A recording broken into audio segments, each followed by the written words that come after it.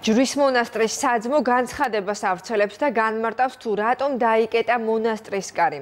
როგორც განცხადებიდან ირკვევა, მიზანი საზოგადოების ყურადღების მიქცევა იყო, რათა შემდეგ ერთობლივად გადაწყდეს გარე ვაჭრობის საკითხი. კიდევ რა წერია განმარტებაში, ამას ახლა ინგა შანიძე გვეტყვის. ინგა გისმენთ. ნუცა ჯვრის მონასტრის საძმოს განცხადებაში კიდევ ერთხელ არის განმარტებული ის მიზეზები, თუ რატომაც არის მონასტრის კარი დახურული საზოგადოებისთვის.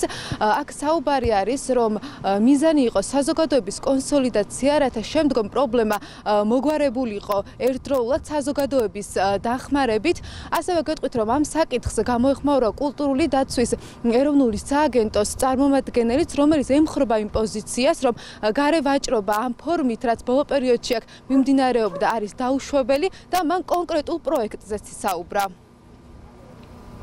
2017 წლიდან მონასტრის მიმდებარე ტერიტორიაზე ეკლესიასა და ადგილობრივ ხელისუფლებასთან შეთანხმების გარეშე კანონის დარღვევითა და დადგენილი წესების უგულებელყოფით მოვაჭრებმა დაიკავეს ავტოსადგომის ტერიტორია და დაიწყეს უკანონო საქმიანობა, რამაც ადგილზე წარმოშვა ანტისანიტარია და განუკითხაობა.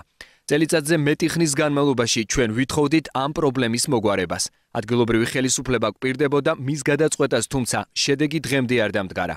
დაუშვებლად მიგვაჩნია ჯვრის მონასტრის მიმდებარე ტერიტორიაზე წარმოქმნილი ანტისანიტარიასა და უწესრიგობაზე ასეთი უმოქმედობა. ეს არის სახელმწიფო ტერიტორია, ეს ტერიტორია, სადაც გინდაც ავიღოთ, გაკეთებული არის, მოწყობილია პარკინგი და სადაც თქვათ გამოყოფილი არის ადგილი გარემოვაჭრების, არც ერთი არ არის, არც მონასტრის ტერიტორია და არც მუნიციპალიტეტის ტერიტორია. წვიმაში, თოვლში, ავდარში ეს ხალხი დგას აქ მთელი ამდენი წლების განმავლობაში და ვაჭრობს და მე უბრალოდ ადამიანური თვალსაზრისიდან გამომდინარე ვერ აუგზავნავ მათ ლუკმა პურის ფულის შოვნას. ის რომ ახლა გარე ვაჭრობის გამო ჩვენ მონასტერი დავკეტოთ, არ გონია რომ ამაზე ვინმე დადებითი შეფასება მისცეს. თვლით რა რომ ეს საკითხი საჭიროებს აუცილებელ გადაწყვეტას, მუშაობს ამჟამად სეთის მუნიციპალიტეტის მერიასთან და მათგან პირველადი პროექტის საფუძველზე შერჩეული გვაქვს გარკვეული ტერიტორია, სადაც არის შესაძლებლობა იმისა, რომ გარევაჭრობის აი ამ სივრცემ, რომელიც ამჟამად განთავსებულია კულტურული მემკვიდრეობის ძეგლის გალავნის უშუალო სიახლოვეს, ადგილმონაცვლეობა განიცადოს, რამდენიმე 10 მეტრში გადაინაცვლოს და იქ შეიქმნას სათანადო სივრცე გარევაჭრობისთვის.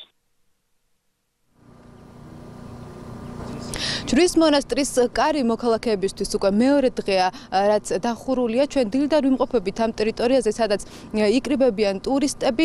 ისინი ცდილობენ, რომ დაათვალიერონ ეს ტერიტორია და რადგან არის მთავარი კარი დახურული, ისინი ცდილობენ, რომ ალტერნატიული გზები მოძებნონ, რათა შეძლონ შესვლა მონასტრის ტერიტორიაზე. ასევე აქ ცოტა ხნის წინ იყვნენ ახალ დაქორწინებული წყვილიც, რომლებსაც მოუწიათ ალტერნატიული გზის მოძებნა, რადგან ეზოს ტერიტორიაზე შესულიყვნენ.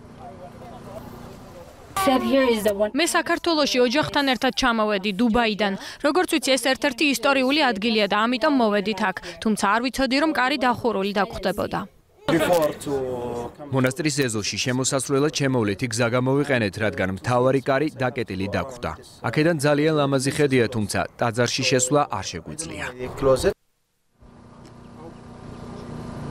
ამ დროისთვის უცნობია, მიუხედავად იმისა, რომ განცხადება უკვე გავრცელდა, უცნობი არის, როდის გაიხსნება ჯვრის მონასტრის კარი და როგორ გაგრძელდება მოლაპარაკება სასულიერო პირებსა და მცხეთის მერიას შორის და როდის გაიხსნება კარი, ეს ამ დროისთვის ჯერ კიდევ არის უცნობი.